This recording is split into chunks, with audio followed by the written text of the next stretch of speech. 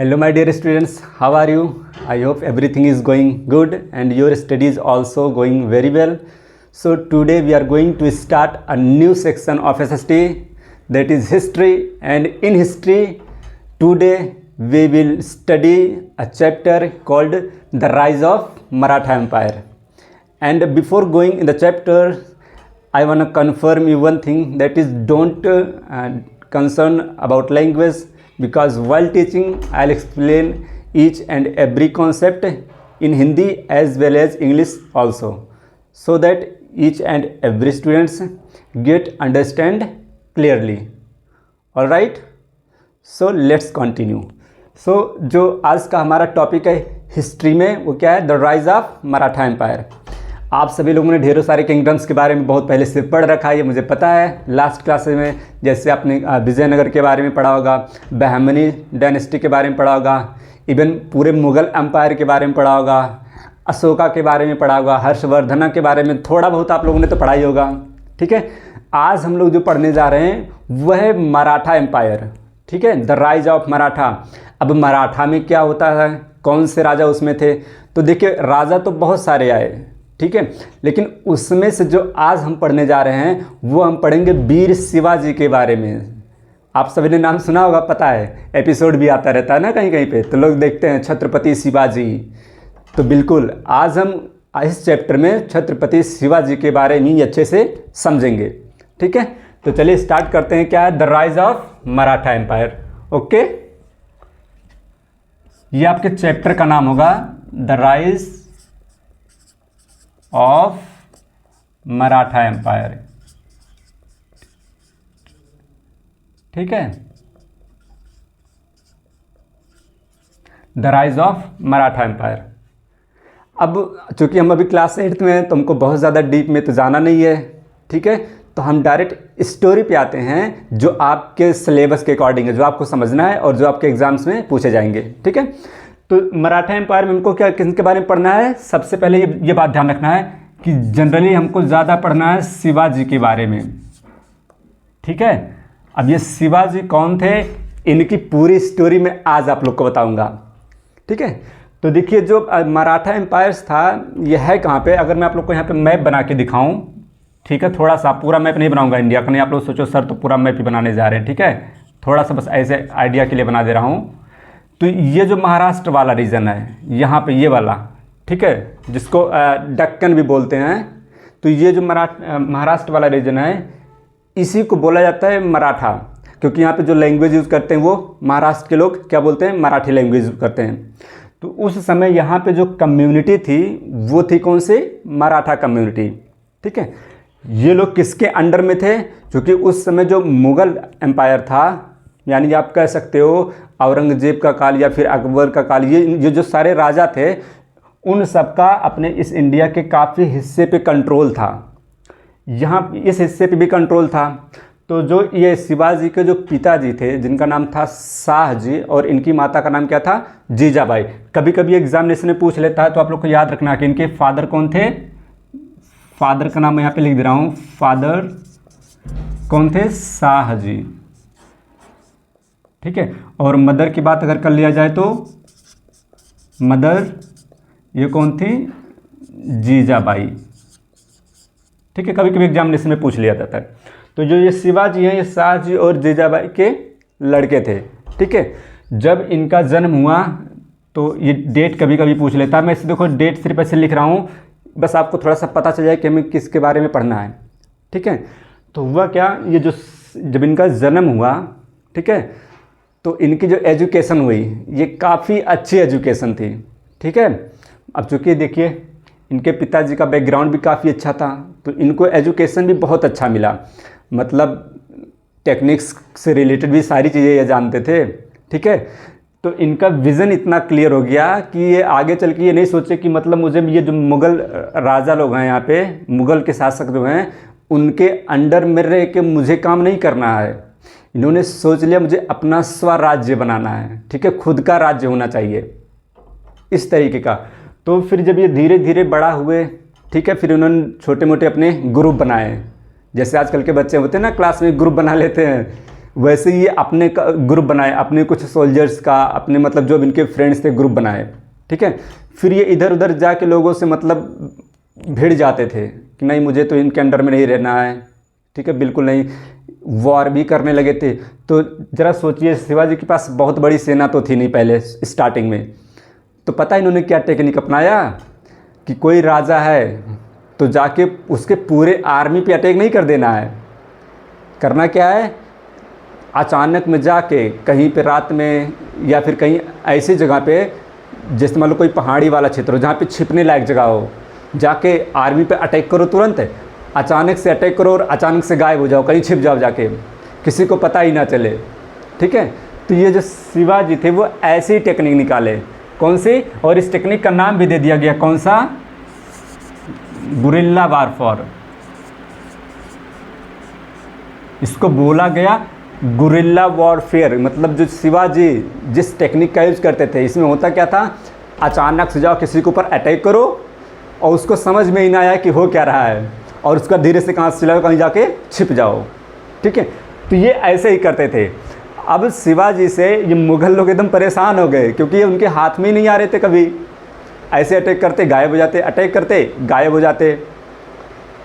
फिर क्या हुआ, एक बार शिवाजी मतलब पकड़े गए। ऐसा नहीं है कि मतलब पकड़े गए कि मतलब जब औरंगज़ेब ने इनको बोला कि आओ थोड़ा सा आपस में सुलह कर लिया जाए, तो गए, तो ये कुछ विरोध करके मतलब वहाँ से लौटने लगे। तो औरंगज़ेब ने क्या कर लिया, इनको पकड़ के एक कमरे में कैद करवा दिया, ठीक है। अब चूँकि सोचिए ये थे तो पहले से ही बहुत ज़्यादा ब्रिलियंट, तो इन्होंने किया क्या पता है, जब उनको जेल में कह सकते हो, जब जेल में उनको कैद करवा दिया गया, तो ये वहाँ से जो साधु संत होते हैं बाहर, उनको गिफ्ट्स भिजवाने लगे, ठीक है, उस जेल में से। अब सोचेंगे बच्चे जेल में कैसे गिफ्ट भिजवाएंगे, तो आपको पता ना ये सब चलता है। मतलब हर जगह पे ये नियम था कि आप मतलब पैसे खर्च करो, सारा काम हो जाए। तो वो क्या करते थे ना, फ्रूट्स ढेर सारा ऐसे बड़ी बड़ी टोकरी में फ्रूट्स भिजवाते थे। कभी एक साधु महात्मा उनके पास भिजवा दे, कभी दूसरे के पास। तो जब वो कुछ सामान खरीदवा के भिजवा रहे थे, तो पहले जो मुग़ल सेना थी, जो वहाँ पे गेट कीपर्स लगे होते थे, जो सारे सोल्जर्स थे, वो पहले सारे सामान को चेक करते थे कि आखिर इसमें भिजवा क्या रहे हैं। और शिवाजी रोज़ भिजवाते रहे, रोज़ भिजवाते रहे।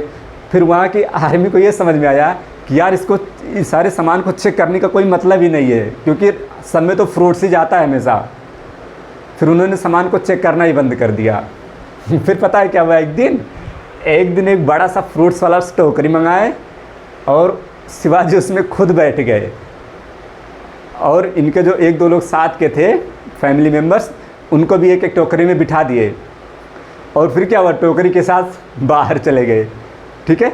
ये इनकी मतलब इनकी टेक्निक थी शिवाजी की। औरंगजेब जब इनको पकड़ा था, और जब ये वहाँ से बाहर चले गए, उसके बाद फिर ये कभी मुग़ल के हत्थे पड़े नहीं, और ऐसे ही सबको परेशान करते थे। कहीं रात को अंधेरे में जाके किसी के ऊपर अटैक कर दिया, ठीक है।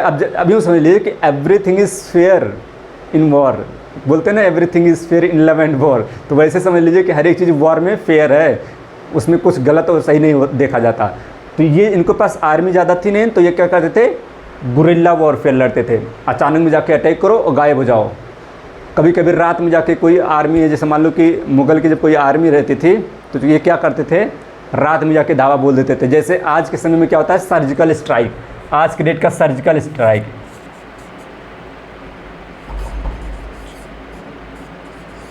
जो आज के डेट में सर्जिकल स्ट्राइक होता है, जैसे कि अभी ऑपरेशन सिंदूर हुआ था, ठीक है, उस तरीके का जो ये सर्जिकल स्ट्राइक होता था, शिवाजी उसी समय से सर्जिकल स्ट्राइक करते हुए आ रहे थे। ज़रा सोचिए कितने इंटेलिजेंट थे, ठीक है।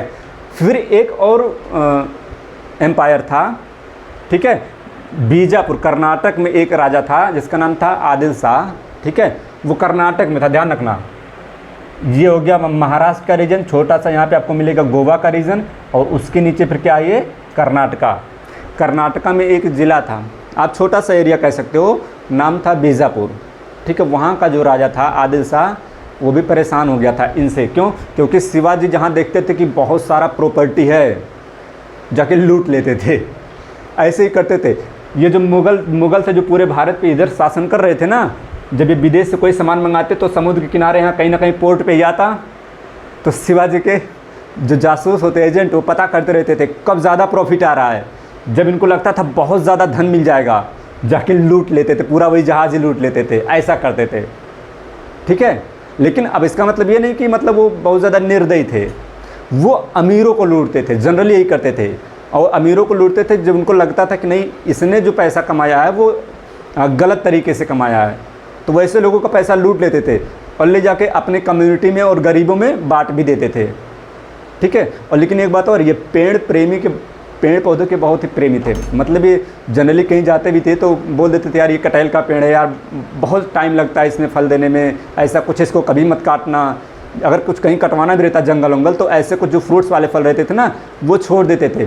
जिनको बड़ा होने में ज़्यादा टाइम लगता था, शिवाजी उनको भी नहीं कटवाते थे कि रहने दो यार, पड़े रहने दो। ठीक है, और अमीरों को लूटो, गरीबों में बांट दो, ये इनकी टेक्निक थी। तो जो ये बीजापुर के शासक है, जब इनसे परेशान हो गए तो आप सोचे कि यार इनको किसी तरीके से हराना है, तो अटैक किया जाए। तो ज़रा सोचिए शिवाजी की चालाकी। शिवाजी ने जो अपना फोर्ट बनाया था, जो उनका किला था रायगढ़, अब ये देखिए रायगढ़ का मैं यहाँ लिख दे रहा हूँ, स्पेलिंग आप लोग याद रखना।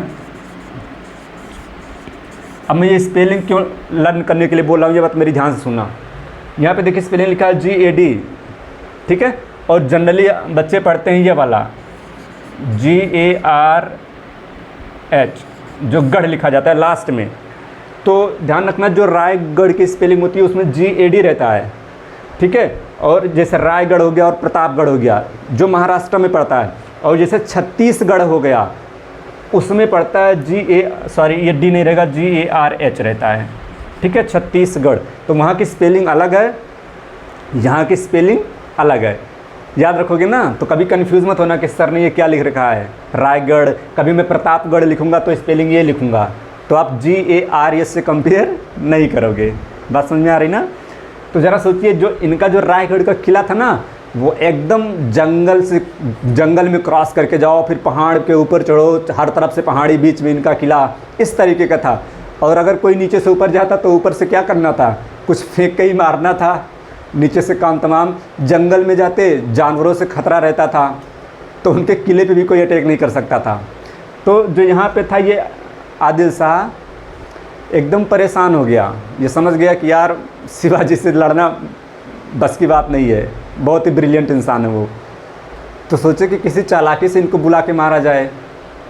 तो बोले क्या कि अपने मतलब यूँ समझ लो, कह लो कि जैसे होता था ना वज़ीर जिसको बोलते हैं, उन्होंने एक अपने वज़ीर को ऐसे भेजा, अफजल खां। ठीक है, और बोले कि काम करो, जाओ शिवाजी से बोल दो कि यार मीटिंग करना है और सुलह कर लेते हैं कि अब आपस में कभी लड़ाई झगड़ा नहीं करेंगे। ठीक है, बस उनको जाओ बात करो और बुलाओ कि हाँ जो हम राजा हैं वो बात करना चाहते हैं शिवाजी आपसे। तो गए, तो शिवाजी चालाकी तो समझ रहे थे, लेकिन कहे चलो ठीक है, आएंगे आराम से बात कर लेंगे। तो इसने कंडीशन क्या रखी थी कि शिवाजी जब आओगे तो अकेले आना, जिस कैंप में बैठ के बात करेंगे 2 आदमी तुम्हारे 2 आदमी मेरे, लेकिन कोई किसी के पास कोई हथियार नहीं रहेगा। शिवाजी मान गए। चलो, अब वो प्लानिंग पूरा कर रखा था कि हम इनको कैसे मारना है, और शिवाजी भी एक नंबर के इंटेलिजेंट थे। इन्होंने क्या किया, एक उस समय इनके पास हथियार हुआ करता था, जो हथियार लगता नहीं था लेकिन था बड़ा खतरनाक। ठीक है, वो था इनके पास वाघनख,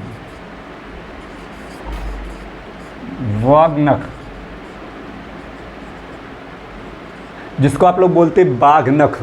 एक ऐसा मतलब कह सकते हो उन्होंने पहनने वाला बना रखा था स्ट्रक्चर, कि हाथ में पहन लेते, फिर उसमें ऐसे कांटे निकले रहते, कांटे टाइप के।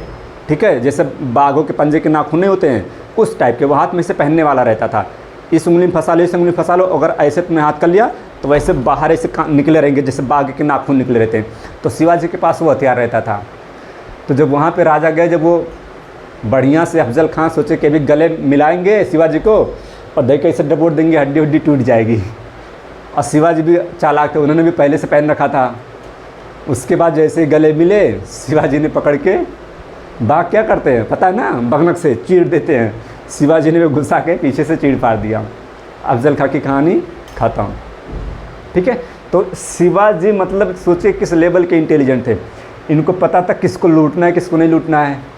उस समय देखिए जो मुग़ल डायनेस्टी थी वो क्या थी, मतलब थी तो बहुत ज़्यादा पावरफुल, लेकिन उसको ये नहीं पता था कि यार ये जो समुद्र वाला हिस्सा होता है ना, जैसे ये अरेबिक ओशियन हो गया, ठीक है, अब बंगाल, इन सब पे कब्ज़ा करने के बारे में उसने बहुत ज़्यादा ध्यान नहीं दिया।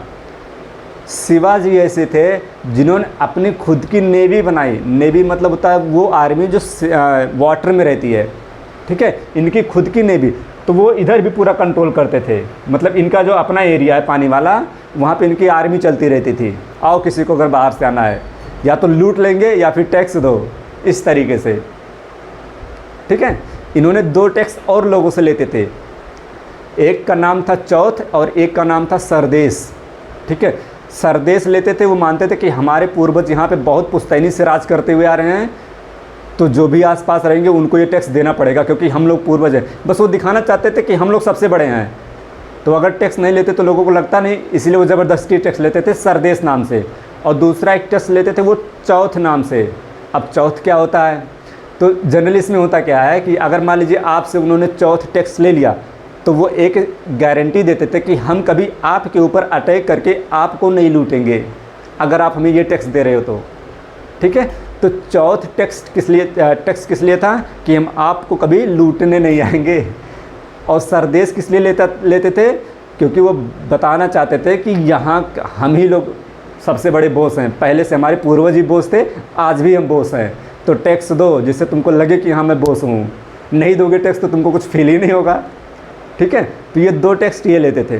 तो ये एक छोटी सी स्टोरी है आप लोगों के टेक्स्ट बुक में, ठीक है। और इनका एडमिनिस्ट्रेटिव सिस्टम जो है उसको भी हम अगली क्लास में बहुत अच्छे से समझेंगे, ठीक है।